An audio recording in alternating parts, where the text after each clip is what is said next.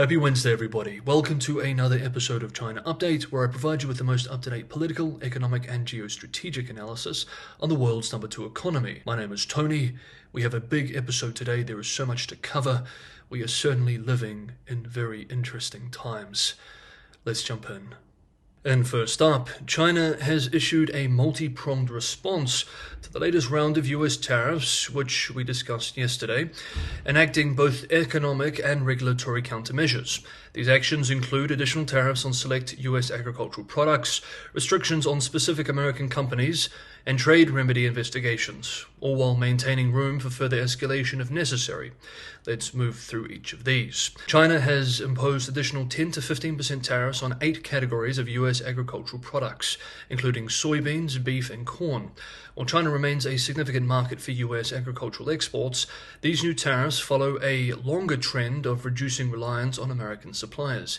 US soybean imports to China have already dropped to 18% of total imports due to competition from Brazil, and corn imports have been cut by nearly 80% since previous trade disputes. Despite these new tariffs, China has allowed a grace period for shipments already in transit, mitigating immediate disruption. China has also added 10 US firms to its unreliable entity list, all of which are defense contractors previously sanctioned for arms sales to Taiwan. This designation bars them from conducting business with Chinese firms and freezes any assets within China. Notably, Illumina, a leading American biotechnology company, has been banned from exporting gene sequencers to China, reinforcing the PRC's strategic push towards self-sufficiency in biotech. 15 additional US entities have been placed on China's export control list, restricting their involvement in sectors like military technology, aerospace, and artificial intelligence. These companies include major defense contractors such as Leidos, Verament, and General Dynamics Land Systems, many of which are integral to US military cooperation with Taiwan. Frankly, many of these companies, if not all of them, didn't previously have much exposure to China in the first place. You can also see from the trade restrictions that these have been relatively limited. Some might say that this is because China wants to hold room for potential future escalation, but of course, as we've said many times before, due to China's massive trade surplus with the US, it is more vulnerable to countermeasures in a trade war than the US is. For the first time, China has also launched an anti-circumvention investigation into US optical fiber imports. This measure targets companies accused of bypassing existing anti-dumping duties by altering product classifications. While affecting only a niche industry, this move signals China's intent to tighten trade regulations further. Beyond economic retaliation, China has released a white paper yesterday titled China's Control of Fentanyl-Related Substances. The white paper and the commentaries around it appear designed to be very provocative to a US audience, with a state-run CCTV anchor expressing in a short video released today, quote, "The root cause of the fentanyl issue lies within the United States itself. Out of humanitarian concerns and goodwill toward the American people, China has taken strong measures to help the US address the fentanyl problem, which is evident to all.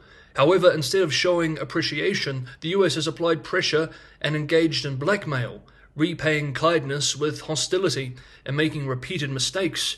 In reality, whether it is the fentanyl issue or other pretexts, they are merely disguises for the US's unilateralism. The logic of being ill oneself while making others take the medicine does not stand up to scrutiny. Using tariff hikes as leverage will only lead to self-inflicted consequences." End quote. And perhaps most concerningly, on the diplomatic front, the rhetoric has become especially fiery, with the foreign ministry, through a spokesperson, expressing, quote, "If the US has other agenda in mind, and if war is what the US wants, be it a tariff war, a trade war, or any other type of war, we are ready to fight to the end." End quote. Next up, in a landmark deal with far-reaching geopolitical implications, a consortium of investors led by BlackRock has agreed to acquire majority stakes in ports on either side of the Panama Canal. The The agreement, valued at $22.8 billion US, was struck with Hong Kong-based C.K. Hutchinson and includes the transfer of 43 other port facilities across 23 countries. The transaction effectively places key global maritime assets under the control of US investors at a time when tensions between Washington and Beijing are running high. The acquisition follows mounting political pressure from the Trump administration, which had identified the Chinese-controlled terminals as a national security risk. Despite the Panama Canal being independently governed by Panama since 1999, concerns persisted that China could leverage the ports to restrict American-bound shipments or even disrupt canal operations. In response, US President Donald Trump had previously threatened military intervention, claiming that the US had been unfairly disadvantaged by the 1977 treaty transferring canal sovereignty to Panama, with the US President recently stating, quote, "China is operating the Panama Canal, and we didn't give it to China," end quote. While the Chinese government has not officially commented on the sale, speculation abounds regarding the level of prior consultation between C.K. Hutchinson and Beijing. Given the speed of the transaction, it appears unlikely the Chinese authorities had a decisive role in approving or influencing the deal. One unnamed person involved in the discussion, speaking to US-based The Wall Street Journal, stated, quote, "It was a very elegant solution. Lee," here referring to the owner of Hutchinson, "does not like leaving things lingering," end quote. The divestment represents a strategic shift for C.K. Hutchinson, a company long associated with its billionaire chairman Lee. The group, which has operated the Panama terminal since 1996 despite US opposition, will now concentrate on its holdings in Hong Kong and mainland China. For BlackRock, the acquisition is a major step in expanding its infrastructure investment portfolio, placing American firms in control of key global maritime hubs from Germany to Malaysia.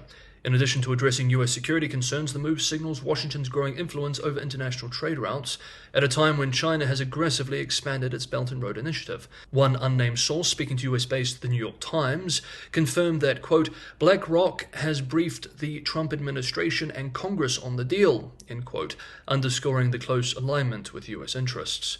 Beyond geopolitical maneuvering, the transaction has sparked scrutiny over the implications of US control over key maritime logistics. Panama, under pressure from Washington, recently withdrew from China's Belt and Road Initiative and agreed to explore ways to accommodate US naval passage without violating the canal's neutrality. Panamanian officials insist the ports have never compromised the canal's independence, yet the government has opened a review into Hutchinson's compliance with its concession agreements. As US-China competition intensifies, BlackRock's acquisition of these strategic ports underscores the shifting power dynamics in global trade, marking a significant win for Washington's efforts to counter Beijing's maritime influence. Hey everyone, if you're getting some value from today's episode, I have a huge favor to ask. That is just to hit the like button, and if you've not yet subscribed and you think you would get more value from future episodes, maybe consider subscribing. China Update is fully produced by myself. The channel relies primarily on subscriber support, so if you'd like to help the channel continue into the future, Patreon and Buy Me a Coffee links are also in the description below.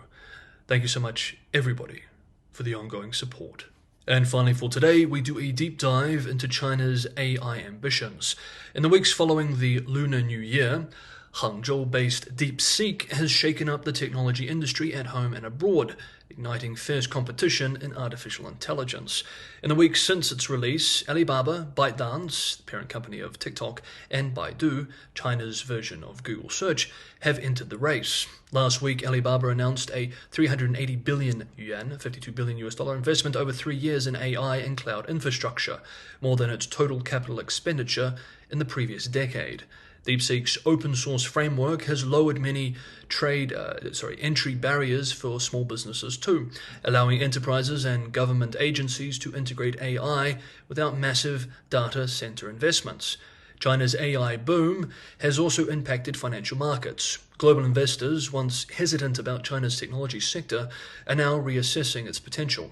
The Hang Seng Tech Index has surged more than 31% since early 2025, outperforming major global indices and breaking past its September peak. Some analysts liken DeepSeek's rise to a geopolitical turning point. Peter Milliken, a strategist at Deutsche Bank, as well as others, have called it China's Sputnik moment, a reference to the Soviet Union's launch of the first satellite, which reshaped global perceptions of technological leadership. He argued that DeepSeek's success marks a turning point, proving that Chinese AI innovation can compete on the world stage. The global AI landscape is shifting rapidly. In February, Elon Musk's xAI released Grok 3, trained on 200,000 GPUs, claiming superiority over OpenAI's ChatGPT-4o, Google's Gemini 2 Pro, and DeepSeek's V3 in mathematics, programming, and scientific reasoning. Anthropic followed with Claude 3.7 Sonnet, introducing a hybrid inference model that switches between real-time responses and deep reasoning. OpenAI then launched ChatGPT 4.5, its most advanced model to date. Chinese AI firms are now looking beyond DeepSeek R1, anticipating OpenAI's next major release, ChatGPT 5. Many expect it to push AI closer to general intelligence, a leap forward in capability. DeepSeek's rapid integration speed has stunned the market. It took just 24 days to evolve from DeepSeek V3 to R1. Sources speaking to Chinese financial media outlets ISIN indicate that the next generation model, DeepSeek R2, is set for release in April, months ahead of schedule. On the geopolitical implications, China-based financial commentator Shanghai Macro expressed in recent days, quote, "The rise of DeepSeek may have completely disrupted the US strategy to reshape the global geopolitical landscape around its AI supremacy. Before DeepSeek's rise, the US intended to divide the world into different tiers. Under that plan, US allies would have access to the most advanced AI models, while rivals would be cut off from such access, along with the equipment and technology needed to develop advanced AI. See map below. Essentially, the US sought to use its AI dominance to force other countries to pick sides. If you align with China, you would be banned from accessing American AI models. However, DeepSeek has pierced the strategy like a sharp dagger. By open sourcing everything, DeepSeek has enabled other countries to develop their own AI capabilities at minimal cost. As a result, the US has lost much of its AI supremacy, and the rest of the world no longer has to choose sides. More importantly, DeepSeek will likely eventually force US AI companies to open source their technologies. If US firms continue to keep their models closed, governments and corporations worldwide may have no choice but to adopt DeepSeek. From a geopolitical perspective, this is likely one of the least desirable outcomes for the US government." End quote. Meanwhile, the spread of China's DeepSeek around the world continues to spark concerns about censorship and bias. Alex Corville, in a long report with China Media Project called Rehabilitating DeepSeek, examines the challenges of mitigating political biases in AI models originating from China, particularly DeepSeek R1. In late January, California-based Bespoke Labs released Bespoke Stratos 32B, an AI model trained on DeepSeek R1, which initially appeared neutral and accurate. However, when questioned on sensitive topics like Taiwan, the model quickly reverted to pro-CCP narratives, asserting that Taiwan is, quote, integral part of China, end quote, and echoing official narratives.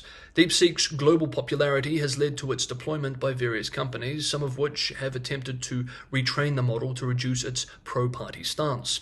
However, the report highlights that, quote, Chinese propaganda in these models operates through subtle framing rather than outright censorship, making biases more persistent, end quote.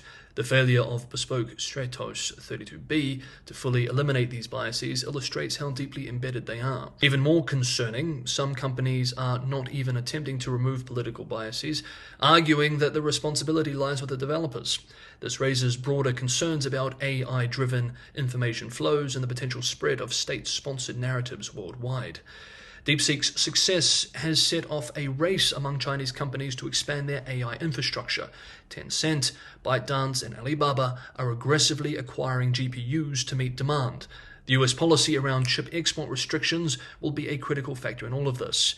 This is a theme that we have been following for some time now, and we did an update in this area yesterday. US-based technology outlet The Information writes this week that demand for NVIDIA chips in China has been soaring in the last several weeks. Quote, DeepSeek's skyrocketing popularity has boosted demand for NVIDIA's gaming chips in the underground market as technology firms realize they can run DeepSeek's models at a fraction of the price of AI chips, according to 5 chip smugglers, end quote. The black market price for Nvidia's latest and most powerful gaming chip, RTX 5090, has jumped 150% to more than $5,000 in recent weeks, according to the smugglers speaking to the outlet, compared to the chip's $2,000 sticker price.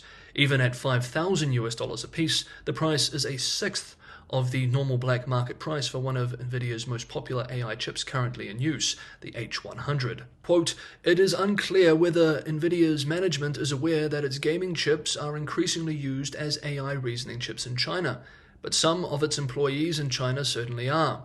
A couple of Nvidia employees visited an AI studio in China this month, witnessed how the engineer assembled an AI server with 8 of Nvidia's gaming chips, and gushed over the craftsmanship showcased in the process, according to the engineer who did the assembly." End quote. China is pouring massive resources into closing the AI gap with the US-led West, and Beijing knows how high the stakes are. CPPCC member Zhou Hongyi, co-founder and chairman of internet security firm Qihou 360, speaking to state-run China News Service on Sunday, warned, quote, "China falling behind in AI development is our biggest national security risk." End quote. China sees AI and chip dominance as existential. It does not want to see a repeat of the 19th century. The West must understand this and not underestimate Beijing's will to catch up. Okay, that is today's episode of China Update. Thank you so much everybody for watching.